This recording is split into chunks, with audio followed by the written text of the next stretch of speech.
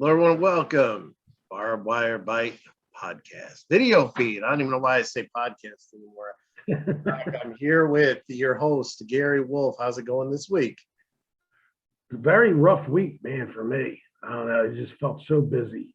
I don't understand. I was overwhelmed with the weekend and the week. And this week, I got to go to Seattle, Washington to wrestle for WW with Kevin Sullivan. The Taskmaster will be in my corner this weekend, Saturday. So anybody I got a Kevin Sullivan question to ask a little bit later. Joe, actually. What'd you watch this week? Did you watch Heels? Yeah, that was cool. I like that show, man. It's pretty cool. Now, I got to know, for anybody that didn't watch it, they went off the script. Like the girl, she goes off the script and just starts cutting basically. I mean, she cut a promo that was in character, but it was still, she was kind of shooting. Then the other guy gets fucking mad and he hurts this guy for real. And then another guy from the crowd comes in and basically hijacks the show doing the shoot. How far would that have gotten in real life? I mean, like, especially when the girl, would somebody just taking the mic away from her and hit her?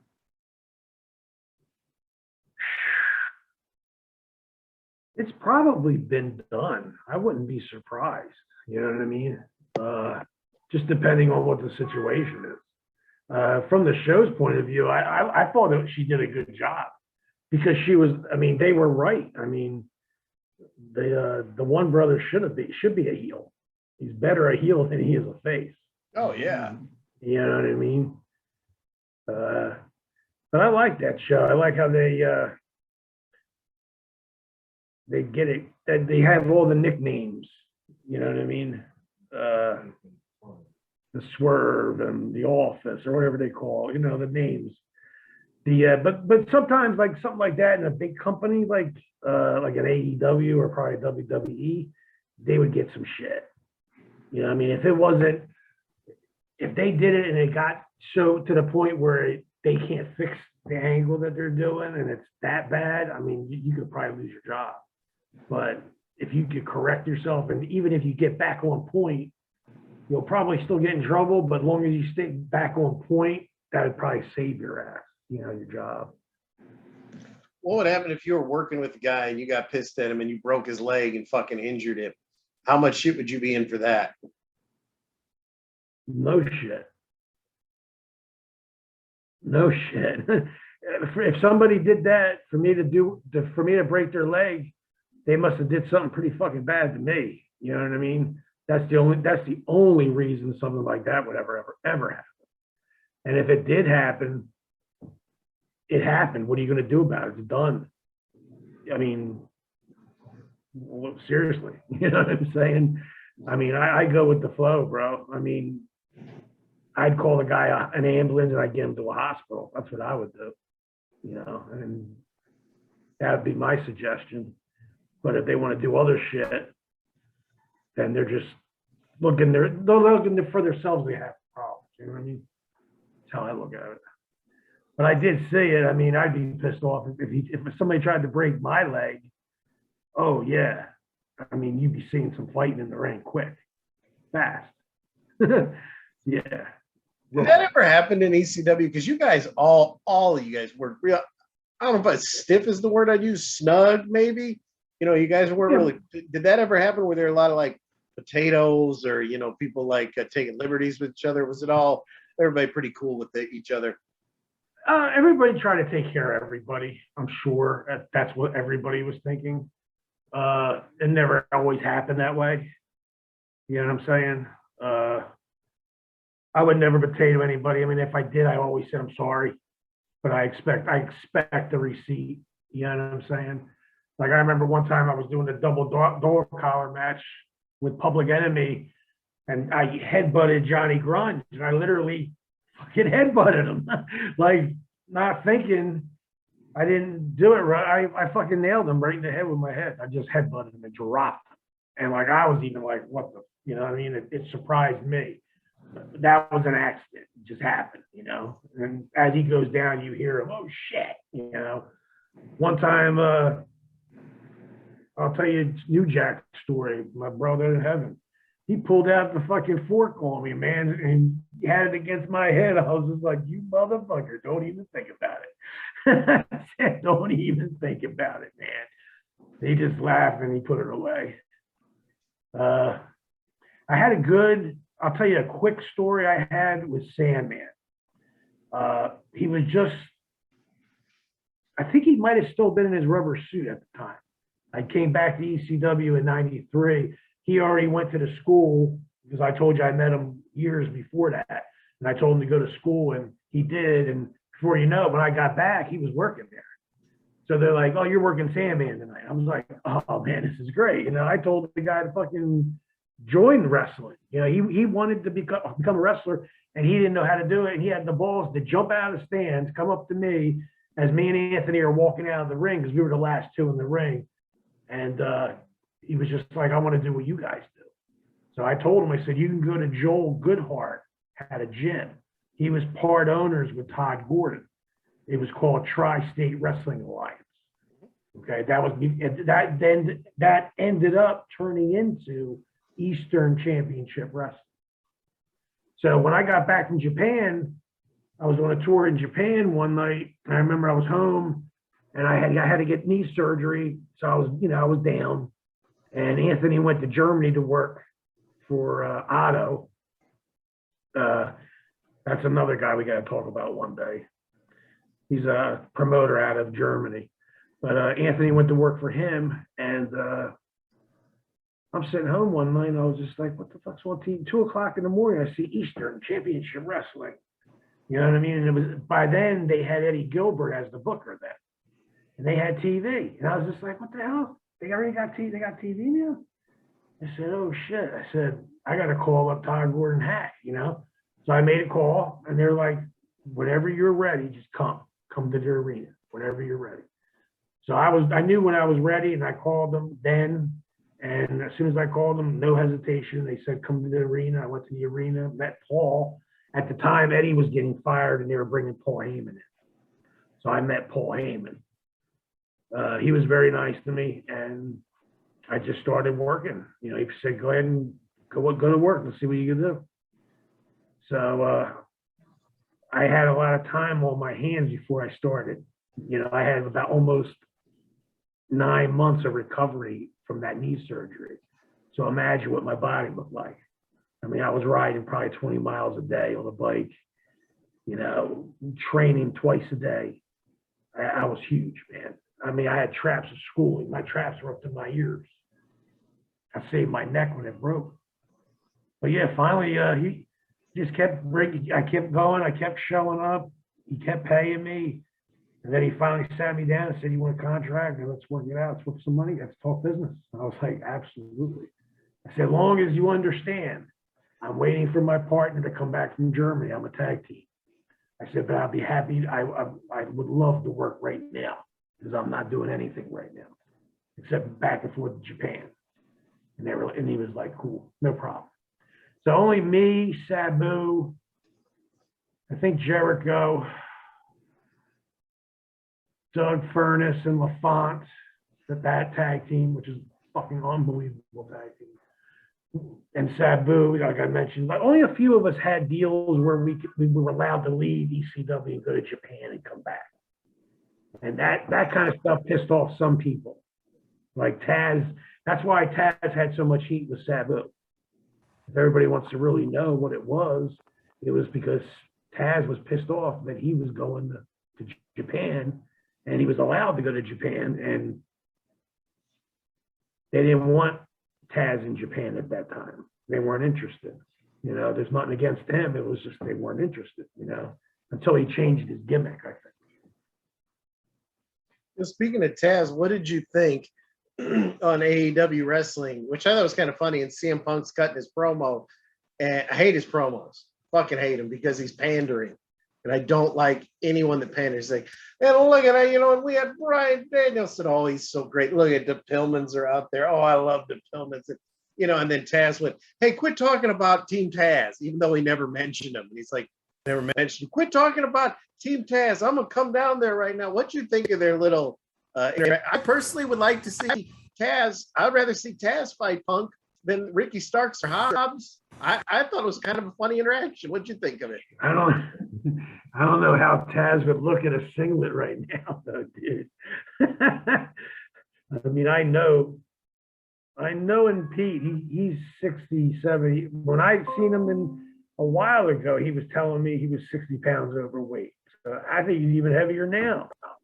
So, and then who's that? Is that his son that he brings out with him? Yeah.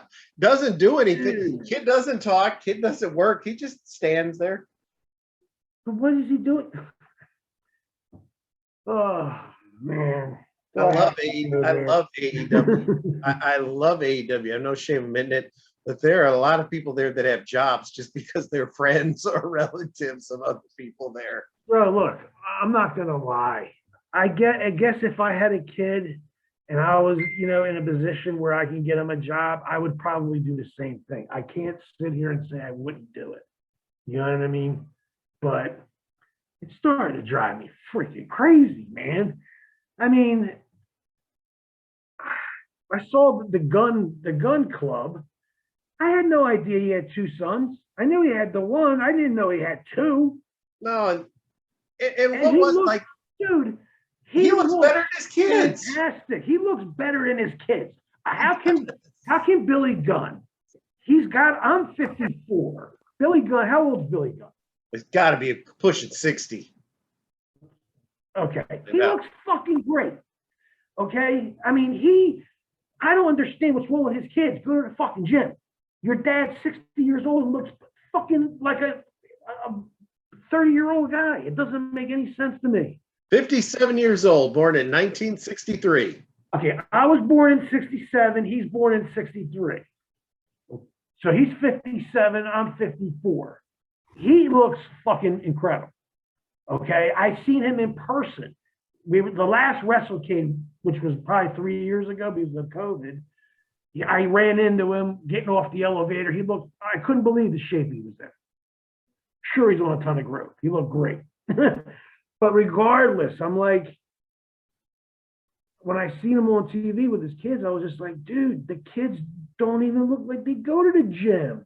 You know what I mean? Or even try to work out for what you do.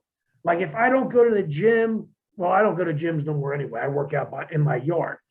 But I'll do sometimes like a Randy Couture workout, which is just a bar. A 45-pound bar and you throw some weight on it and you just go. And you do a fucking huge workout. And you do like 5 sets. And believe me, when you're done, you're fucking know it. You got your conditioning done, your weight's done. It's not a workout for a bodybuilder. It's a workout for a fighter. And that's the kind of muscles and things that it does do when you do that kind of workout. But check it out. Anybody that's looking to do a different workout, it's called Randy Couture workout. Look it up. You'll sit there and laugh and be like, oh, it's a bar with 25 pounds on it. That's not a lot of weight. Yeah, but do what he's doing. He's going to do 8 moves one way, another 8 moves another way, another 8 moves another way. Before you know it, you're going to feel like your legs are going to fall off. But you try it. Yeah, I love it. I'm hooked on it now. I'm hooked on it. And I admit I can't even do the 25s. Okay, and I could throw that. That's no weight. That's nothing. You know what I mean? But do these exercises that he has you do. You know what I mean? With the bar, I mean, I'm up to 10 and a 5 right now. My goal, I want to do 35s. I want to do 135. That'd be impressive, especially that workout. That would be super impressive. I would love to do that. But I could, you know what I mean? Luckily, like I said, I worked my ass off today in the gym. I did shoulders outside, and I work out in the heat. So it's 97 degrees, 92 degrees. The sun's coming down, man, on us when we're training. So that's even harder on us, But back to Billy Gunn, man, he's in fucking great shape, and it's crazy. And then you got Anderson and his kid. That Malachi Black match was good. I like that guy. Yeah, oh, he's awesome. I love his gimmick. I don't understand why Vince does not think that can make money for him. He's the new Undertaker. The Undertaker, he's my age. Bro. Mark is my age, man. We're like maybe a year or two off. I mean, I met Mark before he was Mean Mark, and I met him through Colonel Parker. Oh, when he was with Spidey? Yeah. And I was just like, what happened was we were in the stud stable, so he took us, Memphis wanted us. So the stud stable guy, Robert Fuller was like, you want the stud stable in Memphis, you're going to have to pay us. We'll come down and do a 2-week run. So we did the 2-week run, and that's when I met Mark the first time. And he was the coolest fucking dude there, man. Cool as shit. And I met Sid that first time. I met Sid Vicious that time too. He was cool as shit. I called him Sidney. Robert Floyd was like, you call him Sidney. You don't call him Sid Vicious. If he's in the stable, you're in the stable, you get treated with respect. He goes, it was cool, man. And I ended up meeting up with him later, working with him for WCW. They ended up tagging me up with Sid Vicious against the Steiner brothers, which was pretty cool, What'd you think of my man's promo? MJF. When he went down to the Pillmans and he pointed at Pillman's daughter, he's like, look at here, 16 and pregnant. I'm gonna do what your dad should have done. I'm gonna abort you. That kid, he can't wrestle that great, man. Man, if he's making that shit up as he goes, he is on another level.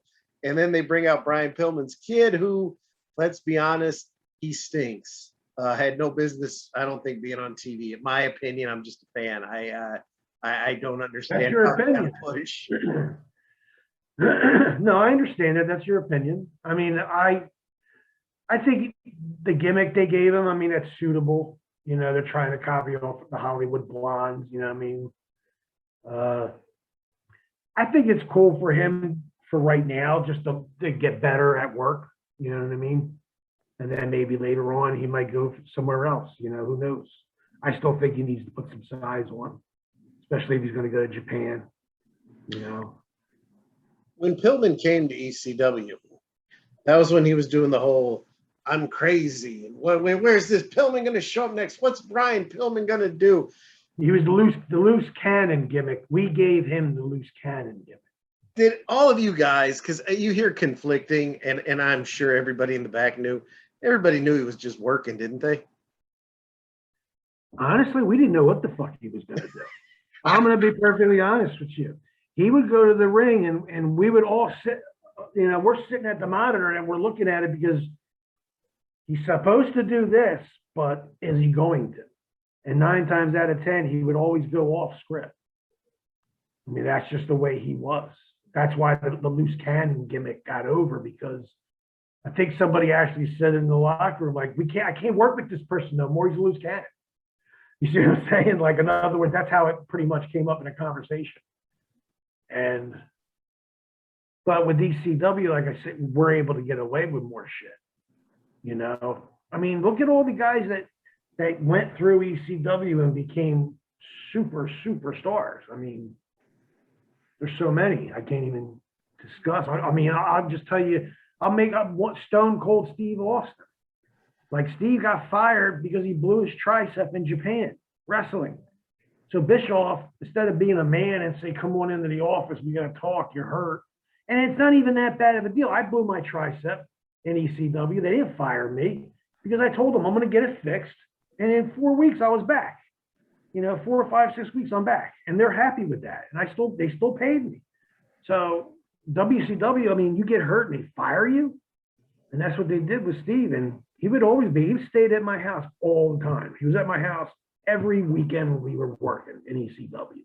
We would be at my house either before we left to go to a show, or the show was right down the street. It was the home show, and it was in Philly. I was maybe 10 blocks from the arena. That's where I lived. So it was cool because we always had like a hangout before we would go to the show. And I would always bring in the guys. I'm a mark. I'm a mark for them because I'm a pro wrestler just like they are. They knew we lived in Philadelphia. When you're in Philly, all the boys knew. I walk in a WWE locker room back in the day. They're like, the fucking Pitbulls are here. We're in fucking Philly. We're hanging with you motherfuckers tonight. I'm telling you, that's what they would say. Dwayne The Rock Johnson, Shawn Michaels, Steve, they all would say that. You know what I mean? And it's like, I look at Dwayne and I'm like, dude, I knew when you were a baby, I'm not fucking taking you out. And then I'm going to get in trouble. If you get in trouble, your dad's going to kick my ass. I said, no way. And I love him. He's a great guy, but I would not take him out. I didn't want to get him in trouble. Shawn Michaels, he was okay. He was nice to me. We probably would have had a good time if we went out with him and took out, if he hung out with him. But then we ended up getting real close with Steve. And Steve's just like, hang out with me. And we were like, all right, we'll hang out with you at the hotel. So that's what we would do. Because I remember we're sitting at the table. That's when they were doing the boxing for WWF. Remember when they had broke out? Oh, yes. It was Russo's great idea. Let's bring out the boxing gloves. So this is a true story. We're at the Marriott, sitting at the table. We're hanging. I'm hanging out with all the WCW guys, and we're in ECW. Kevin Sullivan's at the bar. All the guys are at the bar, especially the bookers. They see us. And then I remember no, I'm not sorry. I didn't mean WCW, but WWE at the time, WWF. But Steve would sit there and just say, like, what are you crying about? Because JBL was like all upset. And we're like, why are you crying, dude? Like, somebody die? I mean, God forbid. I can't believe I got my ass beat tonight in the ring and all this shit. And he's like, so Steve turns around and he goes, do you hear this motherfucker? To me and my partner. And we're like, yeah, but I said, you got good money for that though, right? And he didn't say nothing. And so Steve's like, yeah, tell him, motherfucker.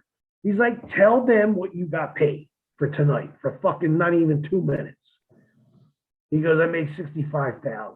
So I looked up at him and said, you made $65,000 for that boxing match and you got Billy Gunn knocked you the fuck out and you're crying? You got $65,000. I said, I'll let you hit me. Knock me out. Wake me up and give me the $65,000. I'll let you do that. I'll let you do it for less. I'll let you do it for 65 bucks some days. Fuck? I'm like, even Steve just looked at me and Anthony and looked at him and said, he goes, see, when I was in ECW with you guys, I went from you guys to this shit. And he just pointed to say, look at these babies. This is before the One Night Stand, okay, happened. And we changed the wrestling business. And no bullshit, man. That night, I remember we hung out with Steve till like probably 5 o'clock in the morning that night. And then I rolled home. I remember when Steve came to ECW and you see him in the back and he's got the mustache, like, it's Steve-a-mania and all that. And then he had like a couple of interviews, couple of promos. He fought Whipwreck. He had the 3-way match with Sandman Whipwreck, all that. There was payoff. Whereas Pillman, when he came, he does the thing where he pulls the fan. I'm sorry, Paul Heyman, if you ever listen, terrible booking. You don't have some guy planted by the hat guy, sunglasses guy. That was bad. So he does that. Shane Douglas comes out. They're in New York, and he pulls the baby in front of him. Shane Douglas comes out, but there was no payoff. Pillman was just all of a sudden gone. WWE. Why was there no payoff with anything like that? Did he just leave quicker than everybody thought he would? I think he was hurt, and I don't think he could work anymore. I think that was the problem. Because at one time, I remember the last time I saw him, he had a walking boot on, and of course he had his cane, and he had crutches in the back. But he had a walking boot. He just didn't use the crutches much in the ring. He would always use that cane. But he did get hurt. He had a Hummer, and he smashed it. And I've had a Hummer. My girl had a 97 Hummer. They're big-ass machines. They weigh 3 tons. I don't care what you hit. If I don't think he was seatbelted in. So he flew, he flew around inside that, and it's a huge machine inside there. You don't realize it until you own one. It's 6 foot wide. I mean, to have a conversation with your wife, you're like, yo, can you hear me over here? You know what I mean? What do you want at the window? If you're ordering fast food or something, it's because of the transmission of the vehicle is pretty much dead center in the middle of the vehicle.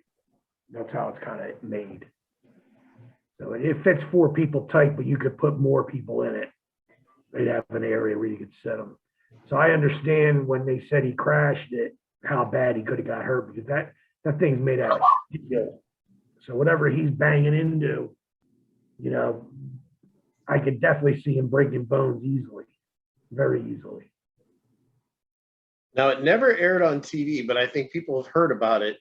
Were you there the night when he cut a promo? And like I said, it never aired, but apparently in the midst of the promo, he said, I'm tired of all these. And the word he came out, I can't say. He said, a bunch of you N-words with attitude. And they said you could hear like a shotgun blast. New Jack hit the wall, and he was going to go beat the shit out of him. Were you there that night? Oh, I don't remember that. I was there the night he was going to take his pants down. I was there that night. I don't know. Yeah, I don't know. That wouldn't have went well with Jack. Jack would have tried to whoop his ass. Jack would have probably whooped his ass. I don't know. It would have been a good fight. I would have watched it, you know. But, I mean, I would have probably took Jack's side. That's something, you don't do that. You don't talk that way, you know. But I guess he was trying to really push that gimmick, you know. I mean, he was clever. He worked himself out of a contract with one company. He got signed to another one. I mean, and he was hurt. Dude, he didn't get signed to work. He got signed to talk. Yeah, because when he came in, I remember, he had crutches and everything. He couldn't do. He was there almost 6-7 months before he even got into the ring, and then he died shortly thereafter. It was a shame, man. I mean, I like. We had. Listen, I knew him. I didn't know him long, but the time that I did know him, we were nothing but friends. It was like never.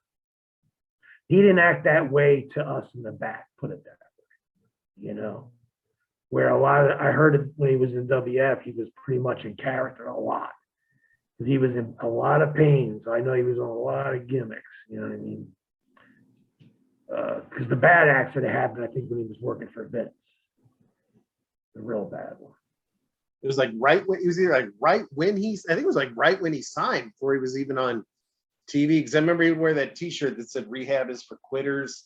And I mean, yeah, he was living the gimmick. I'll give him that. And then it's for quitters.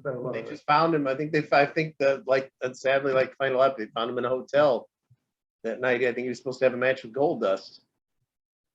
Oh yeah, and that's an easy night. You know, that'd be an easy night for him. So yeah, he was at one point. I think he was working, and he was so hurt that it was getting obvious to the office that they could tell, like, we can't. You know what I mean? I mean, everybody is 9 times out of 10. Everybody's hurt when they're working, especially if you're working with steady go.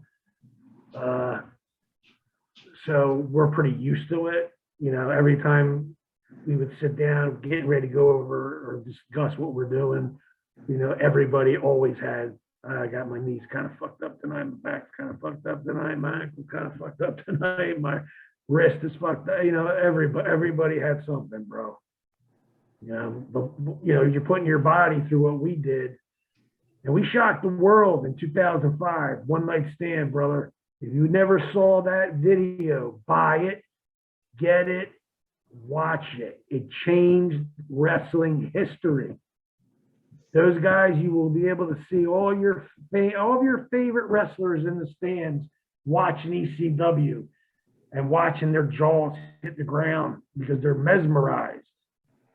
How can these fucking guys work so hard? How do you do it? I had watched it. I had ordered it, of course, and I had watched ECW all this time prior. I had a bunch of people down. I remember 2 things vividly. I had a bunch of people down.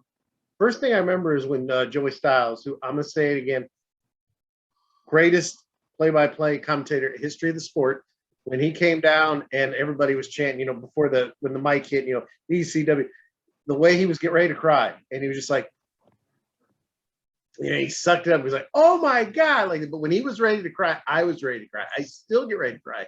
And then I remember my friends watching because I think it was Storm and Jericho open.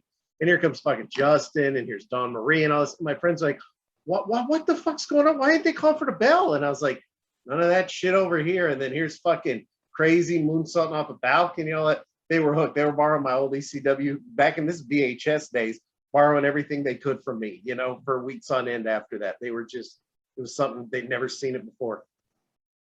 Yeah, I mean, at the end, when all the ECW guys were coming out, I was supposed to be the first wrestler out because Vince, that's what Vince wanted.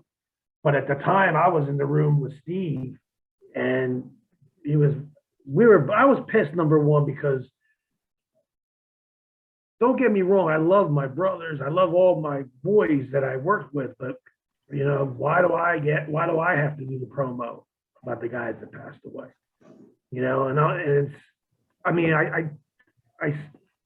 I can look at it as a bad thing, or I can look at it as that's a good thing. You know what I mean? Because a lot of them were my friends. But the problem is when I'm in front of like all the locker room with WWE, because we did it in the catering room, they're all crying. These are guys that knew all of our people that we showed on that film that passed away. I got Jericho crying. We're all fucking crying. It's hard for me to cut a promo. And I'm a one taker when it comes to promos. I usually knock it out one shot, man.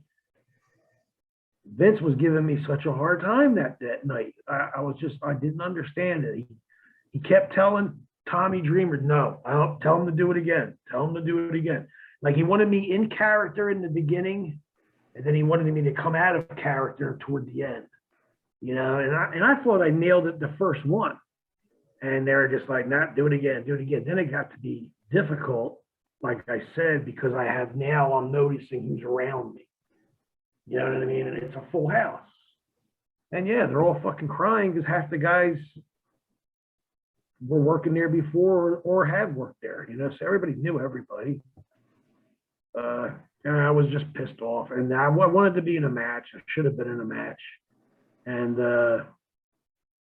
then that's when Steve was just like, what are you doing? I'm like, oh, he wants me to go out fucking first. He's like, why? You didn't do anything else with you? What the fuck? And I was just like, you know what? You're fucking right. Fuck it. So I just sat back. I went out last. So I could have had that first shot of ECW coming to the ring. But I tried. I said no.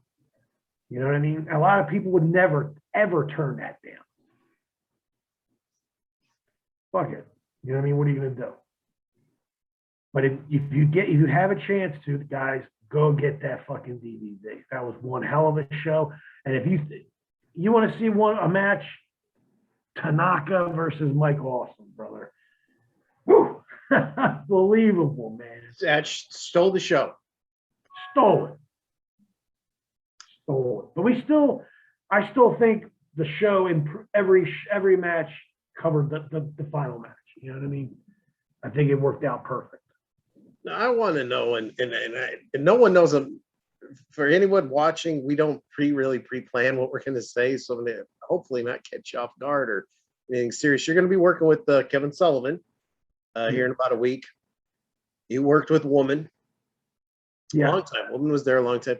Benoit was there for a while, not very long. When everybody associates him with ECW, I can only really associate a few matches. I didn't think he had that. I was with him in ECW, but I was also with him in Japan. So I was with him a little bit more, him, because I was in Japan. That was the only reason. When the news broke that, Chris Benoit, Daniel, and Nancy were all found in the home, passed away. And I remember it was so bad because it broke and they did the tribute to WWE. They're doing the big 3-hour Chris Benoit special because they had just found out that afternoon. It was as this special, I think we hit the 8 o'clock, the 9 o'clock. About the time we're in the 10 o'clock hour in another part of the world, now we're finding out the details, so to speak. So there was no damage control for that. But what did you think happened when you first heard it? Somebody says they never would have pegged him to do that. No, absolutely no way, man. No way. He would. I never would have thought in a million years he would have done that. Or I don't even know if he did it. I don't know.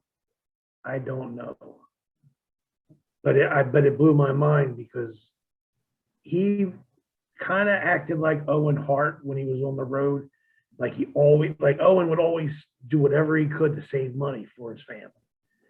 I mean, if we could find, we're in Japan and we can find a bunch of fans and take us out to eat, You know, he's like, you know, he'll be like, go presento, we go ECW, go with you, WWF, go with you, whatever.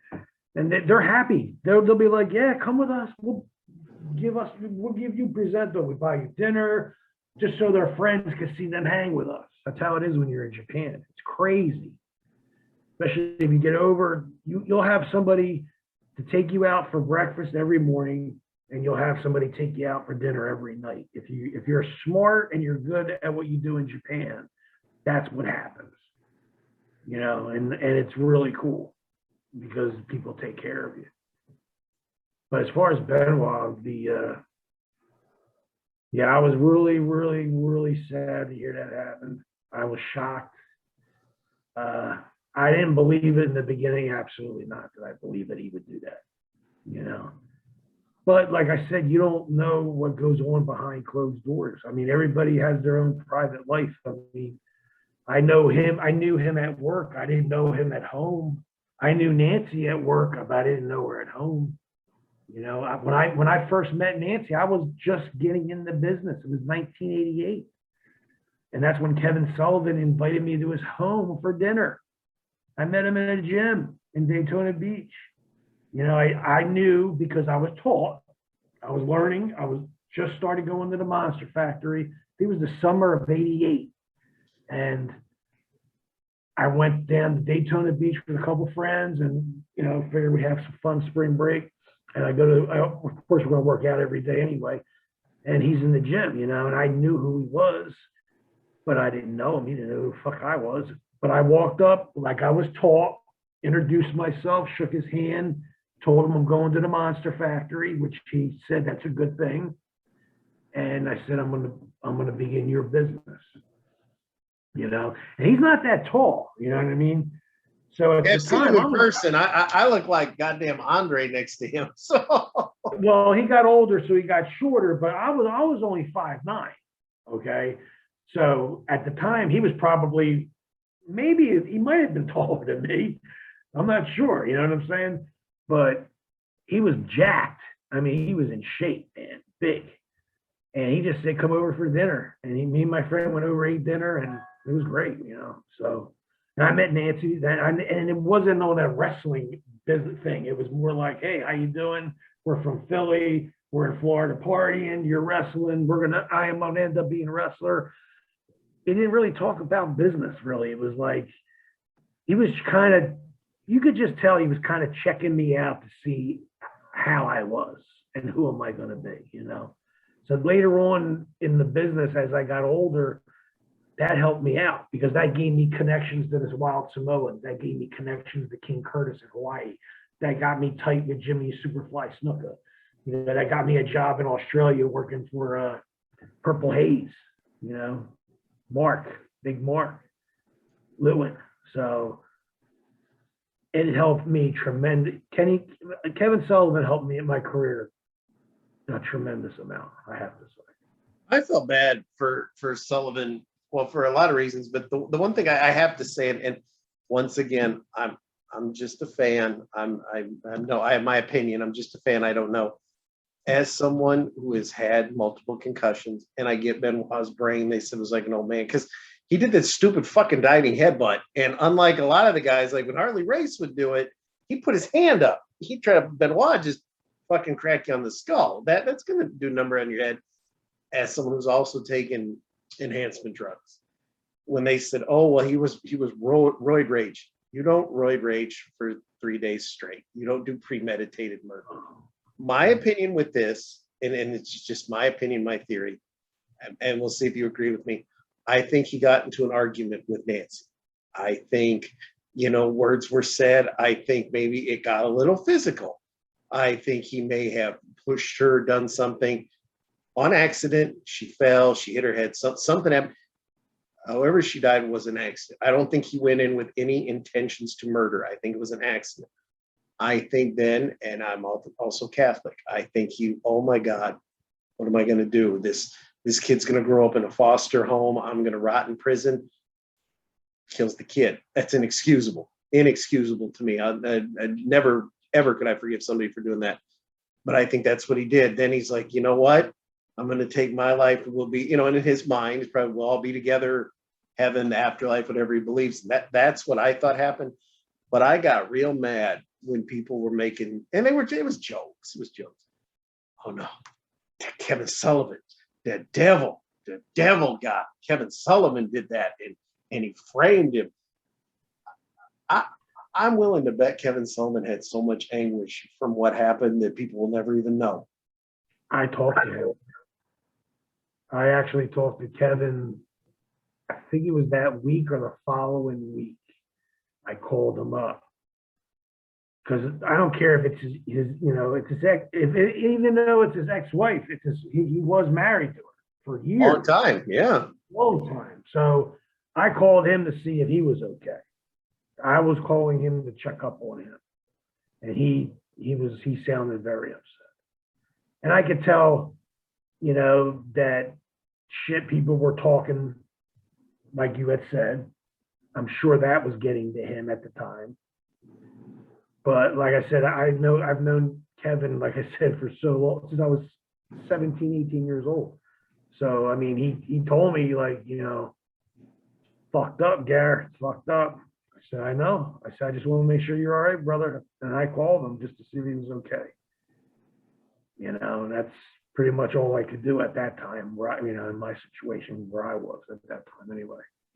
Because I don't think people see, like, and I used to joke too, like, hey, look at, he's a great booker. He booked his own divorce, you know. But I think when you really go back and look at it, was that dumb that he was like, hey, look, I want you to drive with this guy everywhere you go. We got to fool, because everybody wanted to fool the boys. They wanted to fool the internet back then. And, you know, it's a drive with him and all that. Whatever happened, you know. Well, that was kayfabe. That was back in the day. That's called kayfabe. I mean, I know that's how our business is. When I broke in the business, you can't drive with him. Your guys are working together, and you're gonna pull up at the fucking building. You just can't fucking do it. I remember jumping out of vehicles and jumping in other vehicles to get to the building sometimes, because I was in the vehicle with guys I'm working, and I would have to, especially in Puerto Rico. Or when I was in North Carolina, see, Puerto Rico, they put the good guys in one van and the heels are in the other van. You have your own, you don't even talk to each other until you get in the ring. Okay, you have separate locker rooms and everything. I mean, shit. There's no talking, you know. But he pushed this kid. And Benoit time was a kid. He was young. Sullivan was a veteran. Benoit, he steals the guy's whatever circumstances, two sides to the story. He ends up with this man's wife. Sullivan still booked him. He booked him as a goddamn champion. He puts him over in things. If I was Kevin Sullivan, I would have beat that guy's ass every night. And I'm willing to bet that Kevin Sullivan could have beat the shit out of him if he wanted to. Well, I mean, look at that one match they had. They ended up destroying that bathroom. Yeah, that was a good one. I sat back and said, wait a minute, these guys are really fighting that thing. I mean, I'm like, what's going on? Like, they were tearing urinals off the walls. I mean, it was like at least $25,000 of damage, or $20,000 in damage they did in that one fucking scene, in that one bathroom. So, yeah, I mean, I wasn't, like I said, I was doing my own thing when they were doing that kind of angle and shit, so I would only catch it here and there. I didn't know that they were getting that deep, though, bringing up a divorce and shit like that. Yeah, I don't. And woman was God, I remember when she was, I show you my age. I remember when she was pretty nerdy girl with the glasses. Robin, Rick Steiner's big fan before she became woman and dumped him for Doom. She was always beautiful. She was a fan, I think, from what I remember. I think she met Sullivan when she was just a fan in Florida when he was the devil. So a great gimmick. Yeah, he was young. Yeah, like I said, I was 17, 18. He couldn't have been, he had to be his early 30s, maybe. Probably, I would guess. You know, he was in prime, put it that way. And she was very young. I mean, she looked like, shit, she might have been maybe 27, 28 years old, maybe. Yeah, she was young. She's definitely one of the most beautiful women in wrestling. I have no problem when they say, well, I actually get kind of mad when people are like, actually, this is the perfect thing to ask you. I get mad when people are like, hey, goddamn, he needs to be in the Hall of Fame. I don't think he should be mentioned on fucking TV for what he did to his kid, let alone his wife. Do you think he should still be in the Hall of Fame, or do you think erasing him is pretty much what was going to happen? You know how Vince is. I mean, one day, like Hulk Hogan's gone, off out of the library. You know how much film Hulk Hogan has. I mean, it's got to be half the damn library. Yeah. And then next thing you know, it's back. You know what I mean? So I'm not in charge of the Hall of Fame. It's not my thing. I think he was a great wrestler. I'm not saying he wasn't. I knew him and he was a great person to me. So, but like I said, who am I to judge? You know what I mean? I wasn't there. I only believe half of what I hear, but I always believe everything I see, So I can't, if I was there and I seen what happened, which the story you came up with sounds pretty dead on if you think about it. The way I liked him and the way he was and the way he always talked about his family, it had to be some kind of crazy moment where something must have happened, like an accident, and he took it to the total extreme because he knew there was no coming back from it. And like you said, by him doing what he did, he maybe in his mind, I mean, you got to remember, he had CTE so bad, bro, which I have that myself. I mean, when they opened up his skull, because they donated his brain to get studied, okay? They said he had an 85-year-old man's brain from Parkinson's, dementia, CTE, all that shit, bro. You know what I mean? That's why I bring up a lot about, football, man. That sport, it's a great sport. I love it. But you could die playing that sport. Just like wrestling, we don't wear helmets, man, and we're taking bumps. What do you think? Our brain has a shock absorber in there and it's protected? Our brain is banging against our skull, okay? I can't imagine what my brain must look like, how bad it looked. I mean, I've seen some pictures, especially when I broke my neck, I saw my brain, and you could see the edges of it from hitting the sides of it. I can't even tell you how many concussions I've had, and it's been over 20, easily. So, I mean, my first concussion, I was in 6th grade playing football. I was knocked out cold. And then I think my next concussion was in 9th grade and I was playing football. I was knocked out cold. So I definitely had 2 concussions right there. That was before I got in the ring and started wrestling. Just think if this would have happened 20 years later, O.J. Simpson, the Juice. Fans, the court found him innocent. That's all I can say. I'm not going to say anything more on this topic because when I was a kid, this was the guy that advertised rent-a-cars and Hertz luggage, and he made for TV movies. He was on HBO first. He was the Juice. He was a hero. Think if, say, the Juice, what would have transpired with the Juice would have happened last year, and they could have, and he could have just said, "Well, you wouldn't have to do the glove or anything." It's like, let's get my head tested.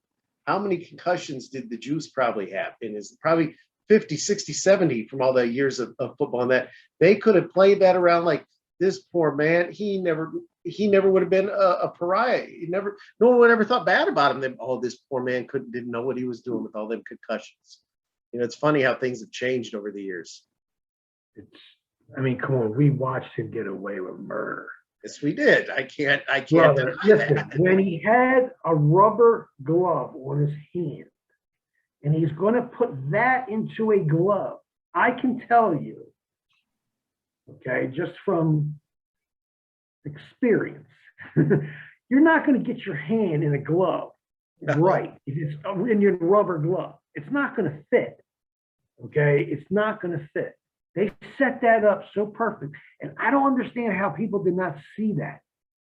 Take the rubber glove off first, then put your hand in it. And I bet you that motherfucker fit. Okay? I know that motherfucker fit perfect. That, I don't understand why nobody ever, brought that up. They were just like, if it doesn't fit, you must have quit. And he gets found guilty of the exact same thing a couple years later in a civil trial, where instead of having to face jail time, the one thing I got to say, and this is so terrible, but when they were like, what it came down to is O.J. Simpson had a lot of white rich friends that helped him out because he wanted to hang with the white folks. That's what he wanted to do. And that's what he did. And they did everything they could to help him. They built him an army of lawyers to get him off. Come on.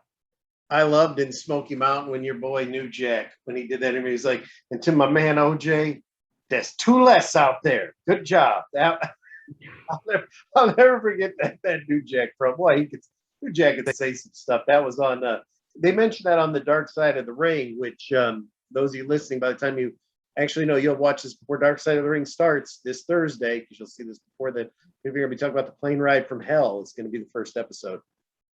Oh, was that where the plane crashed? No, it was like when all them WWE guys were drunk on the plane, and dude, Michael Hayes got his hair shaved and all this shit. I was on a plane and Ric Flair came out of the bathroom with a robe and nothing else on. He was in a hotel here when I was a kid, the DoubleTree, and yeah, he came out. He had his belt on. Yeah. Nothing else. If you notice on Heels, they are copying it because the guy got so drunk he went in the bathroom because, bro, Wild Bill. That's what we used to do. We got on a plane, dude. I grabbed 2 Jack and Coke. Bang, 2 Jacks. Me and my partner, 2 Jacks. Plane, we're not even in the air an hour. We already got 6 fucking Jack and Cokes in us already. So next thing I know, we're partying, having a good time. He comes out of the fucking bathroom. He went in the bathroom drunk, so I figured maybe he got sick or he was in there a while, man. Next thing I know, he comes out with a robe and nothing else on. Crazy as shit. And Dynamite Kid did that too on a plane going to I was going to New Zealand. And we ended up connecting flights in California. He was on my plane from California to Australia, then right to New Zealand. And he fucking pulled that. Went in the bathroom, came out fucking butt ass naked, walking up and down the aisle. And we're talking, those planes are so huge, bro. There's like 10, 11, 12 seats in the middle, 8, 9 seats on each side. I mean, these are big Airbuses, man. Awesome planes. When I was a kid, WCW was only here a few times, but I remember the hotel was the DoubleTree. That's where they went. And we've snuck in now. We're at a bar. We're kids. We snuck in, and you hear, woo! And he's got his belt on. Nothing else. No robe. He's drinking. He's like, let me get another round. I'll be up all night, stay a little longer, and all, hammered out of his mind. But everybody, like people like us, were like, but like all the other boys that were there and all that didn't even blink. Must have seen it 1,000 times. I did see guys that were shocked. Like I saw Sting was like, what the fuck is this? Like what have I signed up? This is pro wrestling? Like he was on the plane, like he was in like shock. We were, I don't know, me and my partner were ripped, so we were laughing our asses off. So for us now, that's how we brought up. We came up in the business like that. We would do goofy shit and we would get drunk, and especially Japan or anywhere we were, especially if we were with a bunch of Americans, we would always have a blast, But I remember being on a plane going to New Zealand, and I did shit, didn't even know I did it. The stewardess, I woke up and I'm like, I had like 3 people next to me. I'm like, where they at? She's like, we have a problem, sir. I'm just like, what's wrong? She's like, well, they all didn't like your company, so they all moved. I had to move all their seats. And I'm like, what do you mean? I don't understand. She goes, well, we gave you dinner, you ate your dinner, and you felt free that it was okay to eat their dinner. So I was just taking food off their plates and eating it right in front of them. I didn't know I was doing it. I was fucking whacked. I didn't know until I woke up, and the lady was pretty much drilling me, man. It's like, I felt like a little 2-year-old, See, we go from some depressing stuff to some lighthearted stuff. before we go, you said you're going to be appearing with Sully at a show. Where 24th of September? No, September 18th. September 18th next week. Yeah, This week. coming Saturday. What was that? The Palencia? Yeah. The Palencia, St. Palencia Center in Seattle. I think it's over there. It's for WUW. Kevin Sullivan, they're bringing him in as my manager. And I'm going against the legend Ron Von Hess. It's a legendary Japan wrestler.